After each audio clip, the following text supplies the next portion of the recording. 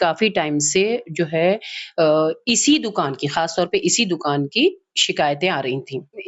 इसका भाई और ये भी कई इस तरह की इल्लीगल एक्टिविटीज़ में इन्वॉल्व रहा है और उसके चक्कर में एमसीडी ने इसके ऊपर कार्यवाही भी करी है और पुलिस ने भी इसके ऊपर कार्यवाही करी है। कि भले ही कुछ मुसलमान बेईमान हो, फ्रॉड हो, हराम खाते हो, चोरी कर, लेकिन वो भी जब ऐसे लोग जिनकी कमाई हराम की है, वो भी जब गोश्त की दुकान पे जाते हैं, तो ये ज़रूर इंश्योर करते हैं कि गोश्त जो उनको मिल रहा है वो हलाल हो। हमने ड्राइव चला दी है, मंडे से इस पे काम शुरू हो जाएगा। एक-एक दुकानदार, चाहे वो होटल हो, रेस्टोरेंट हो, चाय का ढाबा हो, हम हर जगह सबके सर्टिफिकेट चेक करेंगे, सबकी क्वालिटी चेक करेंगे और फिर उसके बाद ही उनको जो है आगे तक की इजाज़त दें और जहाँ भी कोर्ट निकलेगा जो है उसके ऊपर लीगल एक्शन लिया जाएगा, कानूनी कार्रवाई की जाएगी। जितने भी लोग सोशल मीडिया प्रोफाइल पर या फिर खुले तौर पर उसको सपोर्ट कर रहे हैं, इसका मतलब उनका ईमान ज़िंदा नहीं है। यानी वो इस बात को जो है कबूल करना चाहते ही नहीं है कि हम हलाल खाएँ या हराम खाएँ। बस वो एक बात पे ज़िद हैं कि उसको हाइलाइट कर दिया, उसको हाइलाइट कर दिया। जिस चीज़ के लिए हम तहकीक करने के लिए गए थे, या तो वो चीज़ वहाँ जब तक पहुँची नहीं थी या फिर वहाँ से हटा दी गई। यानी कि आप तो अभी भी शक है उस पे कि गोश्त मुर्दा जानवर का उसने बेचा है। हो सकता है किसी ने उसको इन्फॉर्म कर दिया हो, उसने हटा लिया हो वहाँ से। बिल्कुल ऐसा ही हुआ है। Hi everyone, this is Arabic, a unique restaurant blending the rich flavors of Arabic, Turkish and Mughlai cuisines. And yes, we are going viral for our kunafas. Soft, creamy, crispy and the best you'll find in Delhi. But that's not all. We also offer premium wedding catering, bringing royal Middle Eastern hospitality to your big day. From grand buffets to live kunafa stations, we create luxurious, unforgettable experiences that your guest will rave about.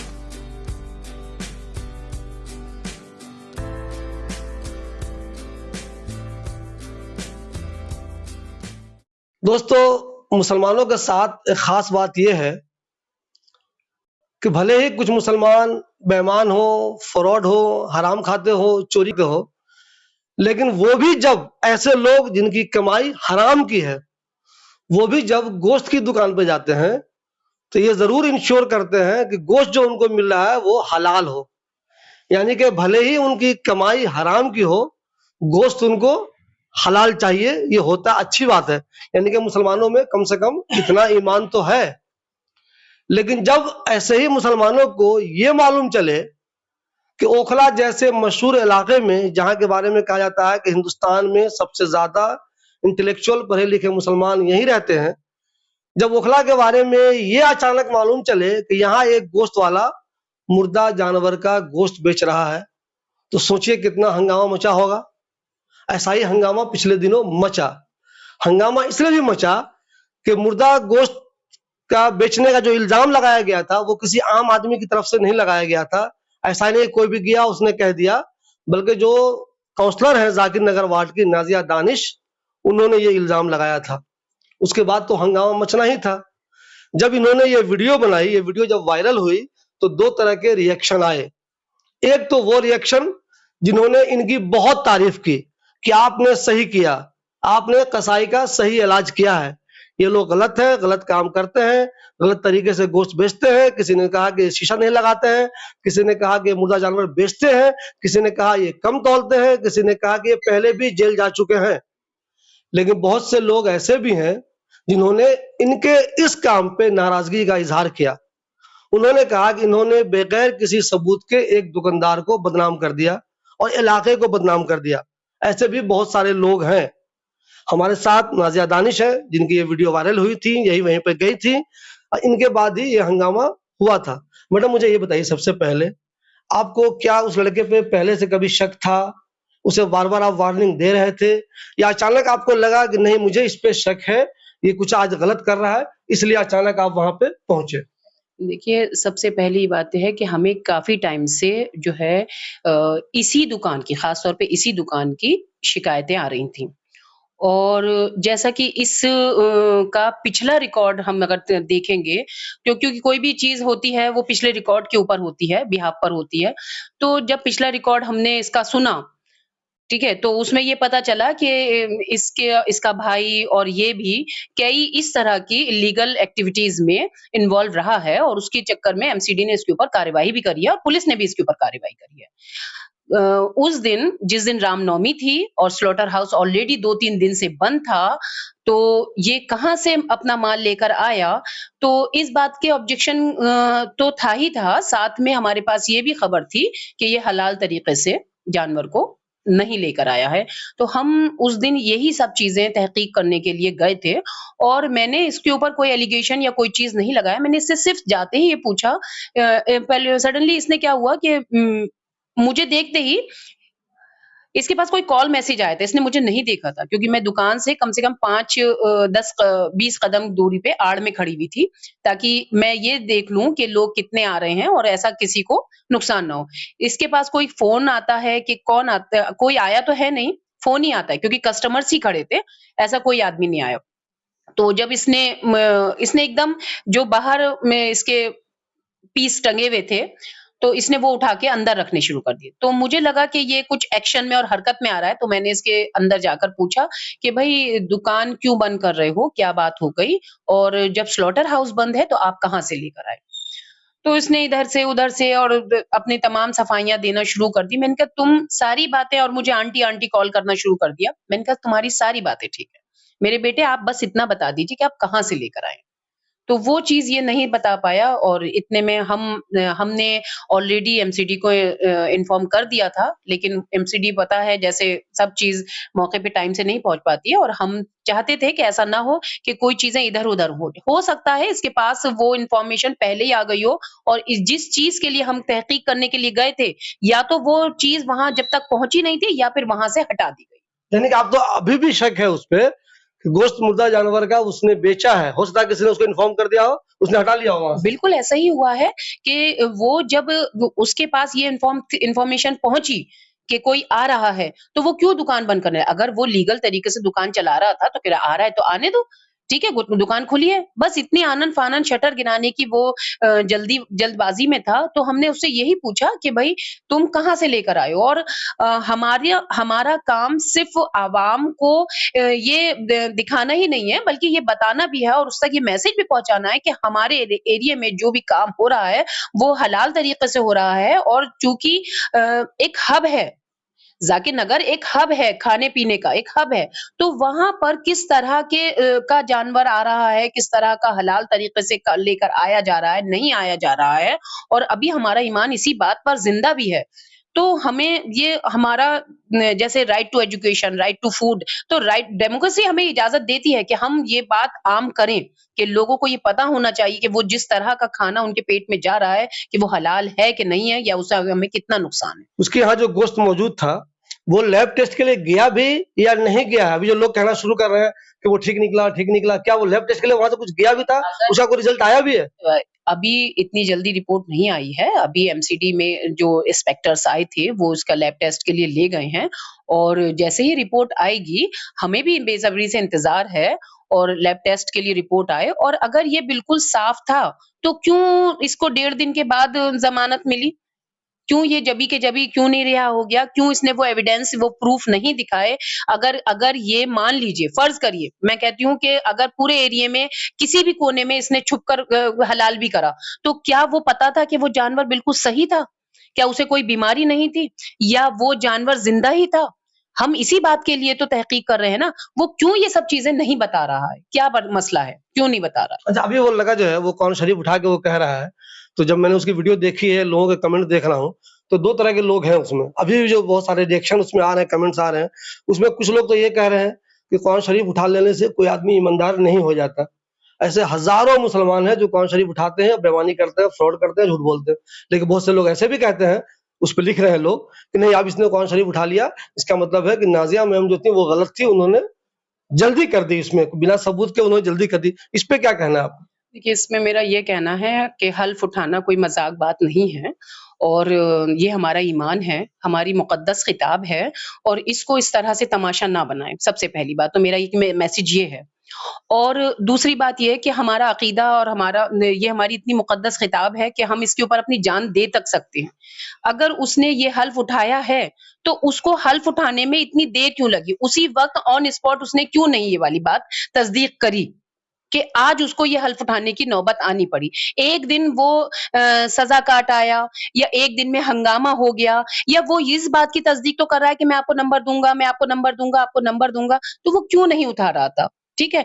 और मैं सिर्फ़ इतना ही कहूँगी कि कानून और जो भी कमेटी है या जो भी एमसीडी है, वो कुरान की कसम तक महदूद नहीं है। को दलीलें नहीं, कानून को सबूत चाहिए। अगर कानून जो है अगर वो सबूत जो हैं गलत निकले, तो फिर उसने हल्फ़ उठाकर जो मैं कहूँगी कि अच्छी बात नहीं है, उसको इतनी बात नहीं है। अगर वो उसी वक़्त मुझसे भी ये कह देता कि आंटी मैं आपको खामोशी से बता सकता हूँ, इस वक़्त नहीं बता सकता सबके सामने, आप मेरी 1 मिनट की बात सुन लीजिए, मैं बिल्कुल सुनती, क्यों नहीं सुनती?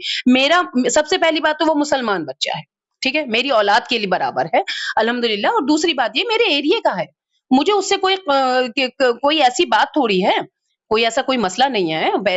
लेकिन अगर वो मुझसे रास्ती से कहता, लेकिन वो मुझसे रास्ते से पेश नहीं आया, मैं उससे बहुत मुरव्वत से बात कर रही थी। वो एक अलग हो सकता है कि इतनी ढेर सारी कंप्लेंट और वो उसके बाद हो सकता है मेरा वे ऑफ टोन जो है, वो थोड़ा हार्ड था या थोड़ा ऐसा था।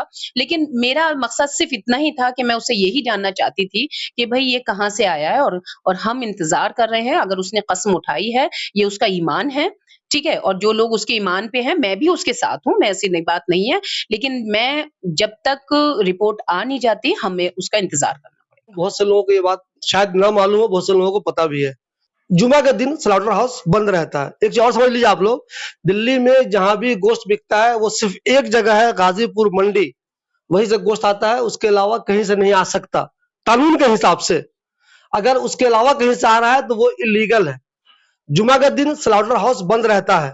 तो आप में से जो लोग भी जुमा के दिन किसी गोश्त की दुकान को खुली हुई देखते हैं, तो वो दो वजह है वहां पे। एक तो वो बंदा पिछले दिन वाला गोश्त बेच रहा है, उसका गोश्त ताजा नहीं है, ये कंफर्म है।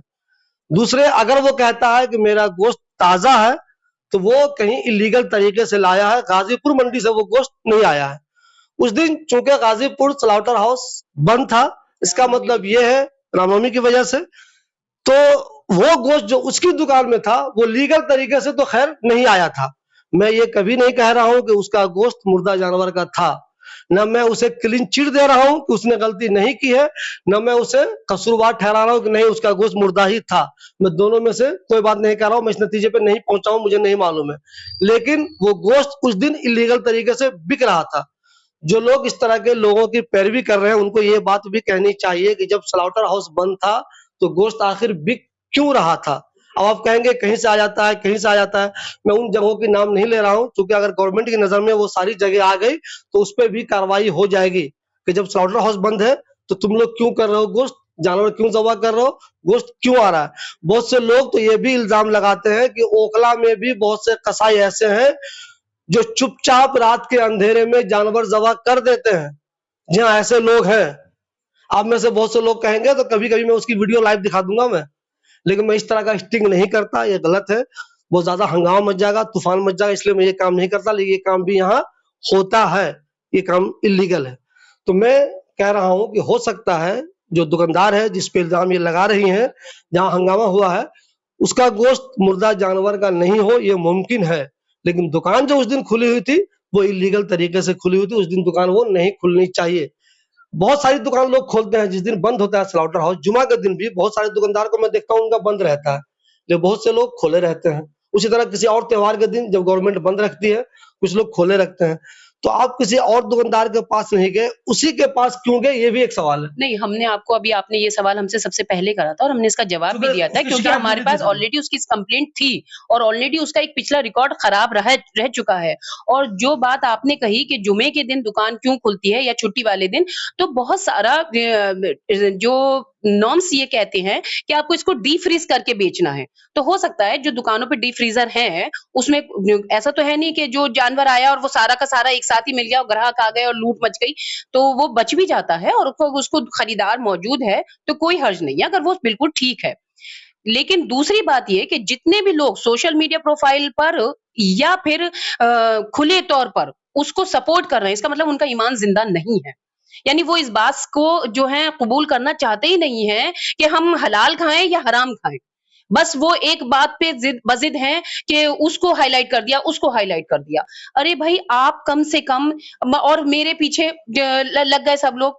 अगर ये बात बिल्कुल ठीक निकली तो जितने सोशल मीडिया प्रोफाइल पर और जितने जो है अपने अकाउंट्स पर और जितने भी लोग मीडिया के सामने खड़े होकर मेरा नाम लेकर मुझे वो कर रहे हैं वो कर रहे हैं, मैं सबके ऊपर लीगल एक्शन लूंगी कि ये लोग बजाय कौम को सही रास्ते पे लाने की, सही चीज पे रोशनी डालने की, तैयब रोटी और हलाल रिस्क को लोगों तक पहुंचाने के बजाय जो है वो इस तरह से इलीगल एलिमेंट्स को बढ़ावा दे रहे हैं और कानूनी कार्रवाई में बाधा डाल रहे हैं कि क्योंकि वो लोग एक हंगामा क्रिएट कर रहे हैं। हमारे इलाके की बेइज्जती सिर्फ इसी में नहीं है, हमारे इलाके की बेइज्जती इसमें भी है कि एक काउंसलर जो लेडी है उसकी गरिबान पे हाथ डाला जाता है, तब तो उसके फेवर में कोई बोलने के लिए नहीं आया। यानी आप तैयार बैठे हुए हैं हैं? एक लेडी काउंसलर सड़क पे उतरकर, दिवाली का रोज था, 28 अक्टूबर की दिवाली थी, दिवाली का रोज था, मैं टीटीआई रोड पर काम करा रही थी, तब विधायक के जो हैं गुंडे जो हैं आकर मेरी लेबर को हड़काते, मैं सिर्फ नमाज पढ़ने के लिए थोड़ी देर के लिए घर आई थी और उन्होंने काम रुकवा दिया। आज तक टीटीआई रोड का काम रुकवा दिया। मैं 2 से 3 बार उनके यहाँ ये मैसेज भेज चुकी हूँ अपने जेई को भेजकर कि भाई अगर आप वहां पर सीवर लाइन डाल रहे हैं तो बरसात से पहले डाल दीजिए वरना हालत बहुत खराब हो जाएगी। लेकिन उनके यहाँ से कोई मैसेज, कोई अपडेट नहीं है। मुझे हड़काने के लिए जो है वो सब चीज तैयार हैगा। आपका जो है यहाँ से नशा हो रहा है? या यहाँ पर इंक्रोचमेंट हो रहा है, उसके ऊपर कोई एक्शन नहीं है। अगर एक अपना ही मुसलमान भाई गलत कर रहा है, हमें उसे समझाने के बजाय, उसे ये ताकीद करने के बजाय कि भाई जो भी तुम्हारे पास एविडेंस है, जो भी प्रूफ है, वो हमें दे दो। ठीक, कुल्ले 2 किलो तो चीज थी नहीं कि जो थैले में भर के ले आया। 2-3 जानवर का जो है उसके पास मटेरियल जो था वहां पे मौजूद था। मुझे बड़े अफसोस की बात है कि बजाय एक लेडी काउंसलर को या कि वो एक जमीन पर उतरकर एक अच्छा काम कर रही है या वो इस बात के लिए करती है, और ऐसा नहीं है कि बहुत सारी चीजें हैं और अब हमने ड्राइव चला दी है। मंडे से इस पे काम शुरू हो जाएगा। एक एक दुकानदार, चाहे वो होटल हो, रेस्टोरेंट हो, चाय का ढाबा हो, हम हर जगह सबके सर्टिफिकेट चेक करेंगे, सबकी क्वालिटी चेक करेंगे और फिर उसके बाद ही उनको जो है आगे तक की इजाजत दें और जहां भी कोर्ट निकलेगा उसके ऊपर लीगल एक्शन लिया जाएगा, कानूनी कार्रवाई की। मुसलमान पता नहीं क्या समझता है कि बफेलो खाना पता नहीं सो इस्लाम में बताया गया है क्या है, अजीब सी मार होती रहती है। उसका रेट जितना भी हो जाए 300, 400, 500, 600, वहां मार जरूर होती है। भले ही चिकन की दुकान में मार हो ना हो, बीफ की दुकान पे बहुत मार होती है और कुछ भी रेट लेने को तैयार है और अपनी मर्जी से ये लोग जो चाहे रेट रख लेते हैं। तो क्या आपको नहीं लगता कि आप सब नुमाइंदे मिलकर एक प्लानिंग करें? इन लोग की अगर कोई कमेटी है तो फर्जी कमेटी नहीं, सही में ये लोग हैं तो उनसे बात करें कि भाई तुम एक रेट तय करो, एक मुनासिब रेट होना चाहिए। ऐसा नहीं तुम्हारे जिल में 2 आए 400 कर दो, 500 कर दो, 600 कर दो, ऐसा नहीं चलेगा। अगर लोग गोश्त खाना पसंद करते हैं तो एक रेट तय होना चाहिए। क्या आपको नहीं लगता कि आपको इस पे भी एक काम करना चाहिए उन लोगों से मिलकर? ये आपने एक बहुत अच्छी बात कही और उस पे काम भी करना चाहिए, लेकिन अगर एक एक रेट है वो सब जगह है, जो वो यहाँ भी है, पुरानी दिल्ली में भी है, आगे तक है, तो भी कोई बात नहीं है क्योंकि महंगाई कभी एक वो वक्त भी था कि जब 5 रुपए किलो भी बिकता था। ठीक है ना, 5 से 20 हुआ, 20 से 25 हुआ, 25 से 100 हुआ, 100 से 150 हुआ। तो महंगाई के अगर एवज में आप जो है उसका रेट बढ़ा रहे हैं तो बात सही है, लेकिन अगर एक दुकान पे कुछ रेट है और उसी से 20 मीटर की दुकान पे कुछ और रेट है, तो ये रेट है वो ये तरीका सही नहीं है। हम इसके ऊपर भी काम करेंगे कि सब जगह पूरी दिल्ली में जो भी उसका प्राइस है वो एक जेन्युइन हो ताकि सबको हो, और दुकानदार भी जाहिर है कारोबार करने के लिए बैठा है, कोई लुटाने के लिए नहीं बैठा है। वो जिस एवज में जानवर खरीदा, जो उसकी लेबर चार्ज लगी या जो उसको वहां से लेकर अपनी दुकान तक लेकर आने को, जाहिर है वो सब कुछ उसको इंक्लूड करके ही एक रेट तय करता है। तो भाई ये है कि भाई अगर कोई ज्यादा दूर से लेकर आया है तो उसका ज़्यादा चार्ज लग रहा है, तो उस एवज़ में अगर वो ₹50 ₹20 बढ़ा के बेच रहा है, तो और अगर लोग खरीदने को भी तैयार हैं और अच्छी वैरायटी है उसके पास, तो कोई हर्ज नहीं है। मुझे लगता है कि भई कमा के खाने का सबका हक है, जायज़ तरीके से। लेकिन अगर ये चीज़ कि अगर एक जगह 200 या 250 है और दूसरी जगह 400 और 450 बिल है, तो ये गलत है। तो जिस तरह का बवाल मचा, जिस तरह का हंगामा मच गया, जो रिएक्शन हुआ, बहुत से लोगों ने वीडियो बनाई, अपना इंटरव्यू दिया, ये किया बहुत सारे लोगों ने। तो आपको क्या ऐसा कुछ कभी लगता है, एहसास होता है कि हमारी तैयारी थोड़ी और बेहतर होनी चाहिए वहाँ पे जाने से पहले? या आपको लगता है नहीं, नहीं आपने जो किया है, बिल्कुल ठीक किया है, कि आपको लग रहा है नहीं, नहीं हम कुछ और बेहतर तरीके से जाते, तो इनकी आवाज़ बंद रहती, ये कुछ बोलते नहीं? देखिए हम कोई स्क्रिप्ट या वो कुछ तैयार करके तो जाते नहीं हैं। अगर कोई चीज़ हमारे सामने फ़ौरन आएगी तो हमें उस पर फ़ौरन ही एक्शन लेना पड़ेगा। उस दिन रामनवमी थी और छुट्टी थी। सारे की सारी एमसीडी डिपार्टमेंट में छुट्टी थी। वेटरनरी के जो डॉक्टर आए हैं, वो भी ऑन कॉल आए हैं। छुट्टी थी और उसके बावजूद चूँकि अब हमें ये भी शक और शुबा था कि ऐसा ना हो कि ये माल को छुपा दे और वही हुआ भी। लेकिन चूँकि वो चला गया है और इसका पिछला रिकॉर्ड भी खराब है, हम लगातार इसके ऊपर नज़र रखेंगे और हमने सभी को बोल रखा है, अगर किसी को भी शक-शुबा है, तो फ़ौरन हमें कंप्लेंट करें या इन्फॉर्म करें या एमसीडी में डाके डायरेक्ट खुद कंप्लेंट करें। अगर और इस तरह का अगर कोई चीज़ होगी, ये लोग तो इन लोगों के सामने एक चीज़ आ गई, उसके बाद इन्होंने अपनी-अपनी स्क्रिप्ट्स तैयार करी, उसके बाद इन्होंने मेरी प्रोफाइल्स खंगाली, ये करा, वो करा। भाई मैं डेमोक्रेसी है, मैं हिंदुस्तान में रहती हूँ, अगर मुझे अपने हिंदू भाई को गले लगाने के लिए या उसका दिल रखने के लिए, उसके त्योहार को साझा करने के लिए कोई बात कहनी पड़ेगी, तो मैं ज़रूर करूँगी। अगर मुझे वो भी तो मेरे यहाँ ईद मिलने के लिए आता है ना, मैं हमारे यहाँ सारे एम्प्लॉइज़ जो हैं वो नॉन मुस्लिम हैं, तब हमें शर्म नहीं आती? बताइए। सारे सफाई कर्मचारी जो हैं, वो नॉन मुस्लिम है, वो हमारे घर का कूड़ा, गंदगी, हर किस्म का कूड़ा होता है, वो उठाते हैं, हमें हमारा साफ-सुथरा रखते हैं और आपको इतना बैर है? आपको उन्हीं से इतना बैर है? देखिए अगर हमें मिल के नहीं रह पाएँगे, तो शायद हम हिंदुस्तान में नहीं रह पाएँगे। अगर हमें मिल के रहना है, तो फिर हमें अपनी सोच को बदलना होगा और जो सही तरीका होगा उसमें सबको एकजुट होना पड़ेगा। आप फिर पार्टीबाज़ी अगर आप करोगे, तो कोई फ़ायदा नहीं, नुकसान सबको होगा फिर। देखिए दोस्तों, बहुत से लोग ऐसे हैं जिनको इस बात पे एतराज़ है कि मंदिर चली गईं, कहीं भंडारा में गईं। तो आपको मैं ये बता दूँ, जब कोई हिंदू नेता, बहुत अच्छा नेता, अब वो मस्जिद में जाता है तो मुसलमान बहुत खुश होता है, देखो कितने अच्छे आदमी मस्जिद में आते हैं। कल मैं एक इवेंट में था, कि बता दूँ मैं आपको, कल मैं एक इवेंट में था, वहाँ संजय सिंह ने कहा कि मैं मस्जिद भी जाता हूँ। वहाँ मुसलमानों ने बहुत ताली बजाई। तो संजय सिंह अगर मस्जिद आ गए तो ताली बजाओगे, और नाज़िया दानिश अगर मंदिर चली गई किसी वजह से, तो कहोगे इन्होंने गलत कर दिया। तो ये डुअल कैरेक्टर नहीं चलेगा। हाँ, सवाल इस वाले मामले का, तो मैं उस दुकानदार का भी इंटरव्यू करूंगा, उससे ही बात करूंगा। इसमें फिलहाल जो रिएक्शन आ रहे हैं, रिपोर्ट मैडम ने कह दिया कि रिपोर्ट अब तक लैब की नहीं आई है, कुरान शरीफ उसने उठा लिया है। तो उसके बाद भी लोगों का कमेंट आ रहा है कि कुरान शरीफ उठाने से ये नहीं हो जाएगा तुम नेक बन गए। मुसलमान कई बार ऐसा हुआ, कुरान शरीफ उठा के भी झूठ बोलते हैं। मैं फिर कह रहा हूँ, मुझे नहीं मालूम उसका गोश्त मुर्गा जानवर का था या नहीं था, मुझे नहीं मालूम है, लैब टेस्ट के बाद ही पता चलेगा।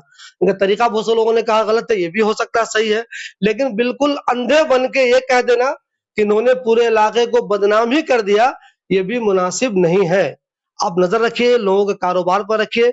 और जो लोग फौरन किसी एक्शन के बाद, मैं उधर भी देखता हूँ, अरीवा वाले इलाके में, अरीवा का जो वार्ड है, वहाँ अरीवा को एक्शन लेती है, फौरन कुछ लोग ले लेते हैं, कह देते हैं गरीबों के खिलाफ है, गरीबों की रोजी। अब कैसा गरीब? जो आदमी रोजाना 1.5 लाख 2 लाख कमा रहा, वो गरीब कहां से हो गया? अगर पब्लिक के हित में कोई काम हो रहा है तो उसकी तारीफ क्या कीजिए। अलबत्ता जो नेता लोग हैं, उनको तो खैर बुराई निकालनी है, वो निकालते रहेंगे, उनकी मर्जी। आप भी अपना काम करते रहिए, इन जैसे लोग अपना काम करने दीजिए। मैं बस इतना ही कहना चाहती हूँ कि जब बीजेपी का डर दिखाकर वोट लिया जाता है, तब कोई बुराई नहीं है। लेकिन अगर हम ये बात ज़ाहिर करना चाहें और इस बात की तस्दीक करना चाहें कि हम हराम खा रहे हैं कि हलाल खा रहे हैं, तो इसमें बहुत बुराई है। हमारा ईमान हमारी जिस किताब पर है, अल्हम्दुलिल्लाह, मेरे लिए भी वो उतनी ही अक़ीदस और मुक़द्दस चीज़ है। और अगर कभी अल्लाह रब्बुल आलमीन ने मुझे इतनी तौफ़ीक़ दी कि मुझे अपने नबी के नाम पर और अपनी किताब के नाम पर जान देनी पड़ी, तो सबसे पहले दूँगी। लेकिन अगर इस तरह के लोग अपनी अहले किताब का मजाक बनाएंगे तो ये अच्छी बात